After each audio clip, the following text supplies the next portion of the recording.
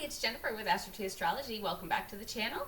Today we're talking about the full moon that is taking place in the sign of Aries on the 1st of August. Now, this is a full super moon, and it is actually the first of two super moons that we have happening in August.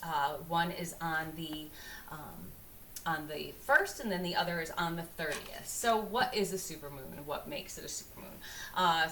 Just means it's really close to the earth this time of year. The moon is closer to the earth. I think there's already been 4 so far, or it's going to be 4 in total. The second one again is on the 30th, and this moon just appears really big, so super moon. So this in particular moon is taking place in Aquarius. So right here we have now we can kind of get more of a visual. So we have the moon up here in Aquarius, and we have it full, which means it's in opposition with the sun that is in Leo. So a lot about the head-heart connection, air and fire. Air with fire can really get things going. You blow air at fire, it really kind of like ignites it, makes it bigger, makes it more intense. So that intensity, because it is a new moon, might make you a little bit emotional, overly emotional, because it is overly intense. You might feel that polarity between your head telling you something and your heart telling you something. Your head, your heart, you want something, but your head's telling you this is what you need. Head knows best. So you're going to feel that polarity, that little tug of war. So with this full moon, things that started in the cardinal signs are now taking a little bit firmer of a hold in the fixed signs. So the fix is going to just make it kind of a little more concrete, kind of last a little more for the long term. Say hi, Bean. That's Bean. So the first thing happening actually starts today, and that's one of the big things I wanted to talk about was the opening of the Lionsgate portal. So what is that? So pretty much it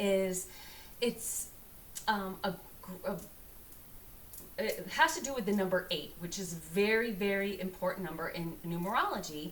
And normally this happens every year. Normally it's with a new moon that's in Leo, but this year it's coming kind of with the full moon, a little bit before the full moon, because it is opening today, comes to its most, it comes to its peak on 8/8. So that's the 8s.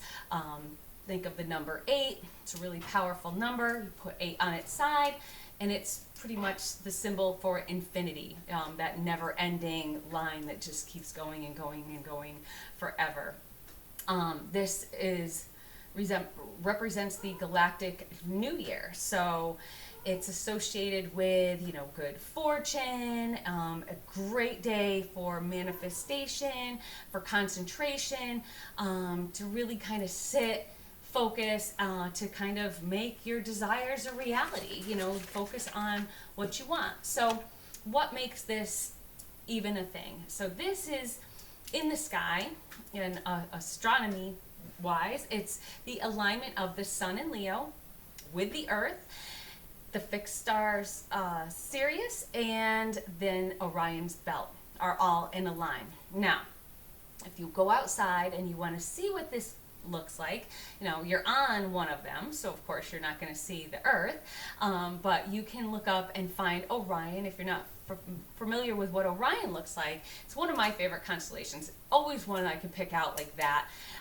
It's 3 dots, stars, right in a row, and that's the belt, and then it has the shoulder star, and then it has the star at the tip of the sword at the end, which makes up the constellation Orion. Again, it's really easy to find because those 3 stars are just really lined up. Also Sirius, the fixed star, that's going to be really easy to find too, because it is the brightest star in the night sky. So again, This opens on the 28th, which is today. So, you know, it's going to be at its most potent on the 8th, but you can start kind of, you know, doing a daily manifestation starting today to kind of, you know, bring those desires out, you know, kind of mentally get yourself prepared every day a little more and more until we get to the 8th, and then you really want to focus to make things a reality. So even think about, you know, with 8s, you think about the 8th house. It's death and rebirth, you know, complete transformation and change. It's the union of the material with the spiritual world.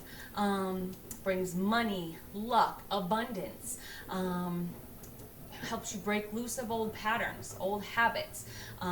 You know, that kind of south node representation, you know, with the nodes changing signs, with the north node in Aries, we're kind of breaking away from that, you know, dependency, that kind of Libra dependency, and moving forward. So use this Lionsgate to really manifest this independence, this drive for going for that gold, going for what you really want. Sit, clear your mind, and meditate. You want to just heal. You want to ask for growth. You want to, you know, manifest your dreams and your desires and verbalize them. Kind of just put out there, you know, in a lot of times it's the same in yoga. When you put out what you were thinking, it almost makes it a little more real. When you vocalize it, when you verbalize it, you're convincing the universe and your subconscious that you're deserving, that you're about to do what's needed to get these things that you desire, to really achieve what you're looking to achieve. You know, use that strength that is in this new moon, that Leo strength, that Leo, you know, head of the crowd, that Aquarius kind of, you know, independence, do your own thing, don't follow along with the crowd. You want to lead the crowd. You want to be a leader, not a follower. Just really manifest that in yourself, to really, you know, focus and give yourself that confidence to be that leader. So again, you know, going back to the full moon, it's a lot of that heart and mind kind of polarity, but also working together. You know, okay, so here's what I want, here's what I think, here's how it's going to work together. Again, your emotions might be on high. It's, you know, you want to kind of try and keep those emotions in check. You know, anything with the moon and the full moon, you're always are a little bit higher on the emotional scale, a little bit quicker to maybe go from one extreme to the next. So, and as we've learned in our previous video about the other aspects that are happening, you know, as we're building up to this new moon, it's really compelling us for change. You know, you think about, again, the nodes changing, you know, just everything that's kind of happening up in the sky right now is really pushing the world towards change. With this Aquarius, you know, it's that change, wanting to save the world, that humanitarianism. How are we going to help people? How are we going to feed everyone that needs food? How are we going to house everyone that needs housing? How are we going to, you know, stop the climate change from happening? How are we going to have cleaner air and cleaner ways of making energy? So this is really about kind of taking all those ideas and manifesting them into reality. Use that full moon, that fixed sign to, you know, in the fixed signs, those cardinal ideas now are going to start kind of firming up and taking hold and being a little bit more long term. So this full moon is actually also in a T-square with Jupiter. So T-square, and we can see very easily on here, because we're in opposition here and then we have Jupiter here. So it's making kind of a sideways T because of how I have my my wheel positioned, but you can see that they're each in a square with each other. So we have the one opposition, and then a square here, and then a square here. So you know, that is, you know, making things bigger, kind of more grandiose, kind of, you know, we want to take care of everything. Everything's on a larger scale when you have this. Might be issues, again, you know, with pushback. And this is a square, especially with a T-square, you're getting that pushback. You know, the missing leg here is in Scorpio. So that deep, you know, getting down deep and really kind of getting to the nitty gritty, getting to the foundation of it, that's kind of the missing part.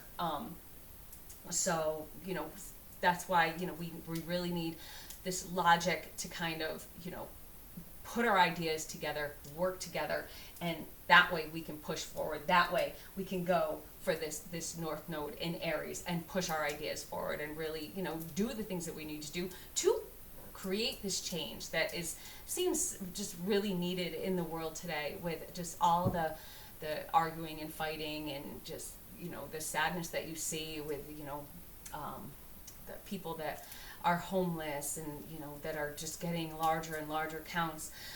You know, we just, you know, even like the climate change, you know, temperatures going up. I know it's hot here right now, but you know, it's all these things. Jupiter kind of just really is making things bigger, making everything a little bit bigger, a little bit more important. So also on this day, on the 1st, we have Mars in Virgo, which I didn't have room for Mars, so we're just going to put him right over the top here of Mercury, but he's in the sign of Virgo, and he is trine to Jupiter. So this is about your drive. That's Mars. Jupiter, expansion. So you're driving forward to make things bigger, better, expanding yourself, you know, puffing out your chest, really, you know, pushing yourself to get these goals. It's really kind of harnessing that warrior spirit within yourself. It's also, you know, you're going to feel that, you know, that magnetism, that sexual vitality is going to be a little bit more, you know, happening. So you might feel a little more attractive yourself. You might feel more attracted to somebody else, and you might feel like that unbridled kind of primal urges that, you know, you can't really satiate until you take care of them. You know, with this, it's a very powerful kind of feel, and especially depending on where this falls in your chart is how you're going to feel it more. If this is, you know, hitting up against your Jupiter, your Sun, even your Moon, if it's having a positive aspect to any of that, then, you know, you might have a fun night. If then it's making, say, a square to your Mars, that passion could be brought out maybe a little bit more in the form of anger. So kind of want to see where this falls in your chart. I like to kind of look at the day. Every morning I get up and I do pull my chart up and I look at what the different aspects are for the day, and say if I have a big meeting coming up, or if I have, you know, maybe I want to talk to my husband about something important. I look at it. If, say, my Mars is in a bad aspect, with transiting Mars is in a bad aspect with, say, my Sun or something, that might not be the best times. You might fly off the handle a little bit easier, especially with Jupiter being in the mix, even though they are trine, depending on how that aspects what's in your personal chart is how it's really going to affect you. So hopefully it's all in a positive way. So again, like hopefully this brings good luck, brings success. Be sure to use this Lionsgate portal to really manifest those desires. Now, if you start, say you're doing your manifestation, every day. That day might be a little harder to really sit and focus because, Mars doesn't want to sit. So meditating on that day might be a little bit more difficult. So you might want to kind of try another outlet because just taming that, especially with it, it's just amplified that much more with Jupiter being trine to it. So kind of calming yourself down to be able to meditate might be a little bit difficulty. You might have a little bit of difficulty with that. So that day, you might have to skip in this, but it's good to kind of stick through. I would really try to stick through, see what you can do, put the work in, and really manifest those intentions. You have to put in the work again. Nothing just happens, and I've said this in prior videos that just because you have, say, Venus crossing your second house does not mean that a boatload of money is going to fall in your lap. You have to work towards it. Things might come a little bit easier, but still you have to put in the work. It might be easier, but what houses, what aspects, like how is it going to all play out in total? Again, put the work in. If you want something, you have to go for it. It's just not going to be handed to you.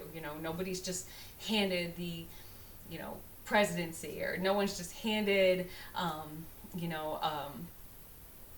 any kind of awards for anything. Well, I guess sometimes they are nowadays with kids' sports and whatnot, but you just don't get an Oscar for just being in there. You have to really put the work in and put the time in to really learn and develop your craft, and then you'll get the recognition for it.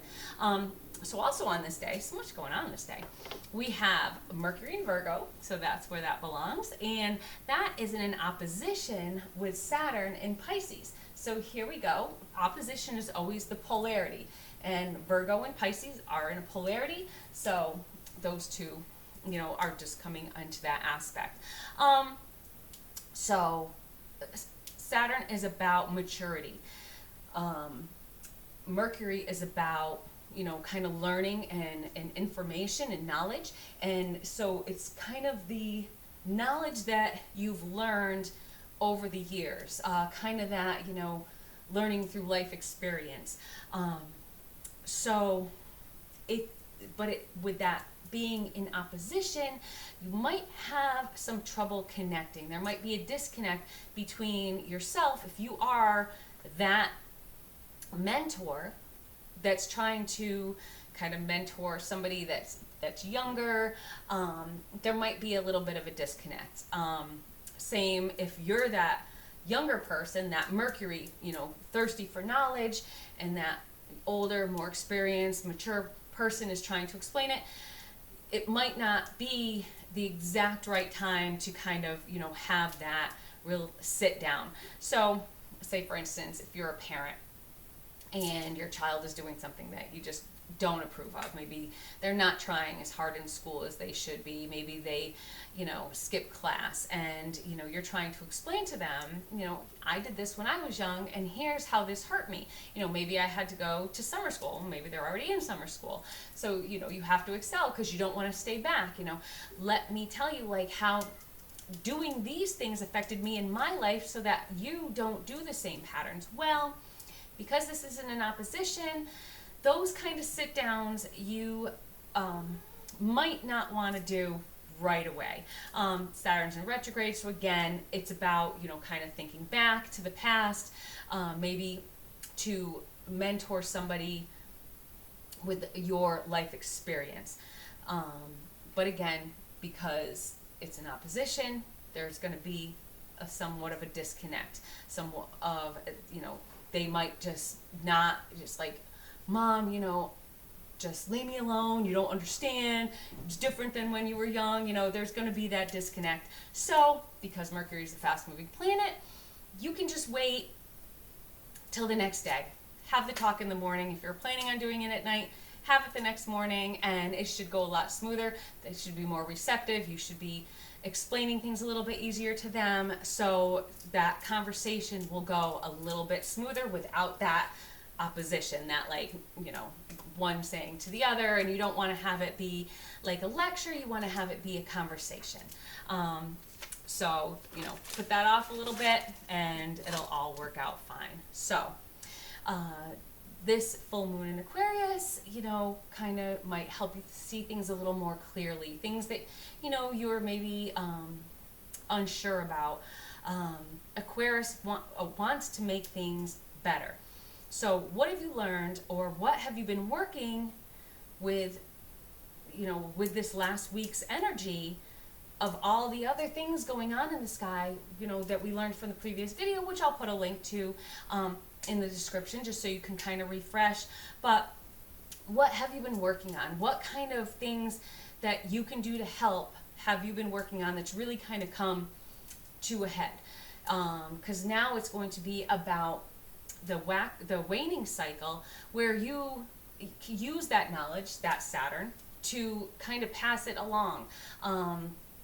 You know, I'm going to use what I've learned in this cycle to pass along to help with the next cycle comes around. So, you know, you want to reap what you sow, and that, you know, if you look at it in all the moon cycles in kind of the planting stage, you know, waxing up until it's full grown, that's when you know, you have everything, you know, now it's at its peak. Now you're starting to get your tomatoes on your plants, and now you're passing that along. Maybe you're giving them away to, you know, family members. I have so many tomatoes, here you go. So you're passing on what you've brought, what you've, you know, worked so hard for, and now you're helping others with it. So that's kind of what's coming next. So the new moon is also lastly in an applying square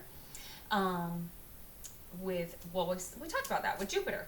So again, these ideas are expanding throughout the world, expanding, stimulating changes, stimulating emotions. The expansion could be emotional. So what changes are you really beginning? How does this all play out? How are you going to use all this energy with the Lionsgate portal to really kind of, you know, benefit yourself? I'd like to see how this all works out. So, you know, I'm asking everybody to kind of just take that time every day until the 8th and just manifest those ideas, manifest those positive thoughts, and get rid of those negative thoughts. Push those to the back of your mind. If you think with positive affirmations every day, by the 8th, you've really kind of manifested them, and then you really focus on the 8th and make this a big transformation. You know, use that Scorpio missing leg in that Tsquare to really transform yourself, to really, you know, be that bigger, better person, the person that you want to be. No one wants to be that rotten, ornery. People want to be positive. People want to be happy. That's what everybody wants in this world. I mean, that's a lot of times why we do astrology, because we want to see why things might be going wrong in certain aspects of our life, how long things are going to be going wrong. You know, how long is this transit, this Saturn transit in my 6th house going to be going on, because I just don't feel good, I feel sluggish, I feel, you know, how long is it going to be going on? So we use astrology to kind of see how things are going to play out in our lives. So now is really a good time to start over, manifest positivity in your life, and you can bring that into your subconscious without even knowing it, and, you know, project it to the world. So if you project happiness to the world, people will give you that back. You know, if you're always happy, and you know these people, everyone knows these people that are just always so happy, and you just can't be mad at them, you know, even if they're like, oh, so-and-so's coming in again, and she's always singing, and, you know, but you hear that, you radiate that positive energy, and you're going to get it back. So I hope you all have a great week. Use this portal to your advantage. Have a good full moon, and I'll see y'all soon. Make sure you subscribe to the channel, and definitely hit that little notification bell for what's coming up next week. It should be a lot of fun. We'll see you soon. Bye.